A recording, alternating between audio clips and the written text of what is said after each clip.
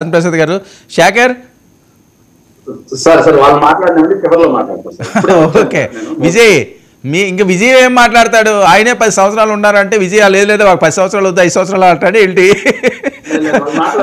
వాళ్ళు కృష్ణాజనేయులు గారు కాదండి, విజయ్ 25 సంవత్సరాలు కావాలంటాడు. అదే మీరు మాట్లాడిన తర్వాత విజయ్కి ఇద్దాం. వర్మ గారు నమస్తే, చెప్పండి. మెంబర్స్ అందరికి నమస్కారం. శాంతి ప్రసాద్ గారు చాలా బాగా ఎక్స్ప్లెయిన్ చేశాడు. ఒక సీనియర్ జనసేన ఒక కార్యకర్త నాయకుడు, ఆయన అన్ని స్థాయిల్లో కూడా అందరితో మమైకం అవుతాడు. కరడు కట్టిన కార్యకర్త అనొచ్చేమో ఆయన కార్యకర్త, దాంట్లో డౌట్ ఏం లేదు. పవన్ కళ్యాణ్ ఎక్కడ దూకమంటే అక్కడ దూకుతారు. దాదాపు జన సైనికులు అందరూ అంతే ఉంటారండి. శాంతి ప్రసాద్ గారు చెప్పినట్టే ఉంటారు. పవన్ కళ్యాణ్ ఏం చెప్తే అదే. అయితే ఇక్కడ ఒక అంశాన్ని మనం గమనించాలి. పవన్ కళ్యాణ్కి పాపం ముఖ్యమంత్రి అవ్వాలని లేదు, ఆయనకు రాజకీయాల మీద ఆసక్తి లేదు, పదవుల మీద ఆసక్తి లేదు. పాపం బైబిల్లో సూక్తులకు అనుగుణంగా ఇవన్నీ చేసుకుంటూ పోతారు. అంటే ఇప్పుడు వైఎస్ జగన్మోహన్ రెడ్డి బాగా మంచిగా పరిపాలిస్తే రాజకీయాలు నాకెందుకబ్బా, నేను సినిమాలు తీసుకునేవాడిని అని అన్నాడు. ఇప్పుడు 10 ఏళ్ళు చంద్రబాబు నాయుడు ఆంధ్రప్రదేశ్ని పరిపాలించాడు. 5 ఏళ్ళు పరిపాలించిన తర్వాత బాగుంది, అంతా మంచి గాడిలో పడింది ప్రభుత్వం, అంతా పాలన కూడా బాగుంది, ఆర్థిక పరిస్థితి కూడా బాగుంది, ఇంక చంద్రబాబు నాయుడు ఉన్నాక ఆంధ్రప్రదేశ్కి ఏం తిరుగులేదు అని రాజకీయాలు వదిలిపెట్టి ఈయన శుభ్రంగా ఈ సనాతన ధర్మం వ్యవహారం, ఎందుకంటే అది ప్రమాదంలో ఉంది కదా, రాష్ట్రం ఎలాగో చంద్రబాబు నాయుడు చేతుల్లో ఉంది కాబట్టి ఆయన వదిలేసేసి సనాతన ధర్మాన్ని కాపాడేటువంటి పని ఏమన్నా తీసుకుంటారేమో తెలియదు. అది ఆయన ఇష్టం, ఆయన ఏమైనా చేయొచ్చు. ఆయన ఏం చేసినా జన సైనికులు అందరూ ఒప్పుకుంటారు కాబట్టి అసలు ఆయనకి ఇబ్బంది లేదు. ఇక్కడ సమస్య అంతా ఏంటి అని అంటే, ఇప్పుడు శాంతి ప్రసాద్ గారు వయసు వీళ్ళకి సంబంధించినటువంటి వాళ్ళు ఓకే, ఆయన ఏం చెప్తే అది వింటాము అనేటువంటి వాళ్ళే ఉన్నారు. కానీ ఇప్పుడు కూడా ఎక్కడైనా పవన్ కళ్యాణ్ ఇప్పుడు సభలోకి రానండి. ఇప్పుడు రేపు పొద్దున ఇంకొకటి ఎక్కడ బహిరంగ సభ జరగనండి.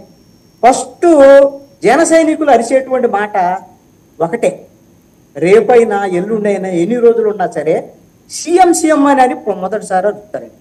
ఆ తర్వాత ఏ ఓసీనో లేకపోతే హరిహర వీరమల్లో సెకండ్ సినిమా. ఆయన మాత్రము జన సైనికుల యొక్క ఆకాంక్ష, వాళ్ళ కోరిక మాత్రం పవన్ కళ్యాణ్ని సీఎంగా చూసుకోవాలి. పాపం ఇప్పుడు డిప్యూటీ సీఎం దాకా వచ్చాడు, భవిష్యత్తులో ఎప్పుడన్నా అవుతాడేమో, సీఎం అవుతాడేమోనని వాళ్ళకి పాపం ఆశ ఉంటుంది. వాళ్ళకి అంటే ఇప్పుడు డిప్యూటీ సీఎం దాకా వచ్చాడు కదా, అప్పుడు ఒక 5 ఏళ్లకో లేకపోతే 2029లోనో లేకపోతే 2027లోనో లేకపోతే ఎప్పుడొకప్పుడు అవుతారులే అని అనుకుంటే, ఇప్పుడు ఏం చెప్పేశాడు ఏకంగా, మేము 10 ఏళ్ల వరకు చంద్రబాబు నాయుడే అని చెప్పేశాడు. ఇప్పుడు పవన్ కళ్యాణ్ 10 ఏళ్ళు సీఎం పోస్ట్ చంద్రబాబు నాయుడుకి ఇవ్వటానికి అదేమన్నా నామినేటెడ్ పోస్ట్ అండి? అది వీళ్ళకి ఇచ్చింది 5 సంవత్సరాలు గవర్నమెంట్.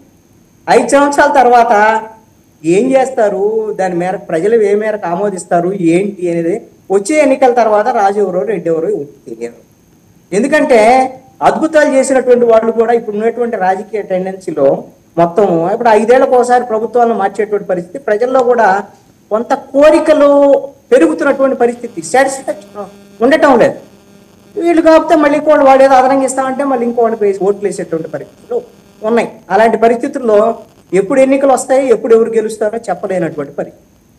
పోనీ 5 ఏళ్ళు మాత్రం వీళ్ళకి టైం ఇచ్చారు. 10 ఏళ్ళు మా కూటమి ప్రభుత్వం ఉంటుంది అని అంటే ఒక అర్థం ఉంటుంది. కాదు చంద్రబాబు నాయుడు ముఖ్యమంత్రి ఉంటారు అని అంటే ఇదేమైనా వాస్తవ దగ్గరగా ఉన్నటువంటి వ్యవహారమేనా, అది ప్రాక్టికల్గా అసలు జరిగేటువంటి వ్యవహారమేనా? ఆయన ఏదో పాపం చంద్రబాబు నాయుడు ఎదురుగా ఉన్నాడు కాబట్టి ఏదో ఒక మాట చెప్తే ఆయన కూడా సాటిస్ఫై అవుతాడు. మొన్ననే ఒక బాంబు పేల్చాడు పిఠాపురం బహిరంగ సభలో, అల్లకొల్లోలం అయిపోయింది కూటమి. తర్వాత ఏదో పాపం సర్దుకున్నారు అంతర్గతంగా. ఇప్పుడు మళ్ళీ దాని కొంత ఉపశమనం కలిగించే దానికోసం పవన్ కళ్యాణ్ మాట్లాడినటువంటి మాటలకి అంతకు మించి ఏమి. ఇప్పుడు పవన్ కళ్యాణ్ మాట్లాడేటువంటి మాటల విషయంలో ప్రతి సందర్భంలో తన యొక్క వైఖరిని, తన యొక్క అభిప్రాయాలని మార్చుకుంటూ వెళ్తారు. అది తప్పు కూడా నేను అనను, మార్చుకుంటూ వెళ్ళొచ్చు, అది ఎవరైనా మార్చుకోవచ్చు, ఏమైనా మార్చుకోవచ్చు. కానీ ఎప్పుడు ఒక దాని మీద ఒక స్టాండ్ మీద ఉండడం అదేం తప్పని నేను అంటలేదు. కానీ ఆయన మార్చుకున్న స్టాండ్స్ అన్నీ కూడా చాలా రకాలు ఉన్నాయి, విధానాలు కూడా మార్చుకున్నారు. చెగువేరా దగ్గర నుంచి మొదలు పెడితే ఇప్పుడు సనాతన ధర్మం దగ్గరకు వచ్చాయి ఆగాడు. పార్టీల పరిస్థితులకు అనుగుణంగా ఒత్తులు మర్చుకుంటూ వచ్చాడు. ఇవన్నీ కూడా రాజకీయాల్లో సర్వసాధారణమైనటువంటి అంశం. అలాగనే ఈ రోజుకి నిన్నటికైతే చంద్రబాబు నాయుడు 10 ఏళ్ళు ఉండాలని ఆయనకు అనిపించి ఉండొచ్చు, రేపటికి ఇంకొక అభిప్రాయం మారచ్చు. దానికి ఏముందాడా ఆయన అభిప్రాయాలు ఏమైనా మార్చుకునే దానికి అవకాశం. నాకు ఆశ్చర్యం కలిగించినటువంటి అంశం ఏంటంటే పవన్ కళ్యాణ్ 10 ఏళ్ళు ఉంచుతాడా 10 ఏళ్ళు ఉంచుకునేటువంటి దాని మీద ఆధారపడి ఉండదు. చంద్రబాబు నాయుడిని ఏం చేయటమా చేయకపోవటం అనేటువంటి దాని మీద.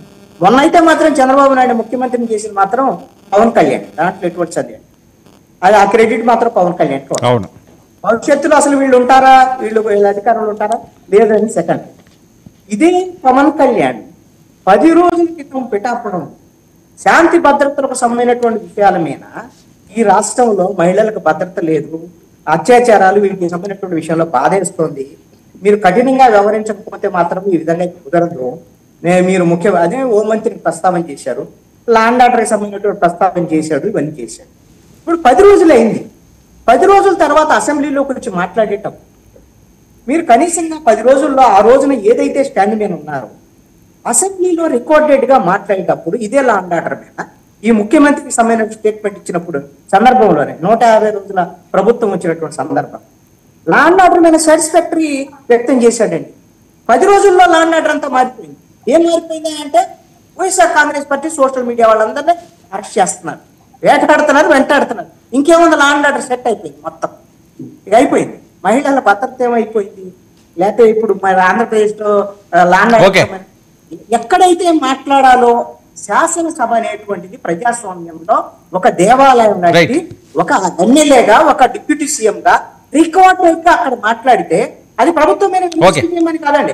మన ప్రభుత్వం అద్భుతాలు ఇలా చేస్తుంది, ఇంకా కొన్నిట్లో ఇలాగ ప్రజల నుంచి మనమైన ఎక్కువ ఆశలు ఆకాంక్షలు ఉన్నాయి, మనకు 164 సీట్లు వచ్చినాయి, ల్యాండ్ ఆర్డర్ విషయంలో ఈ లోపాలు ఉన్నాయి నేను మొన్న చెప్పాను, వాటిని మనం సరిదీసుకునేటువంటి ప్రయత్నం మొన్న ముఖ్యమంత్రి అదే విధంగా హోంమంత్రి వీళ్ళు కూడా క్యాబినెట్ లో చెప్పారు.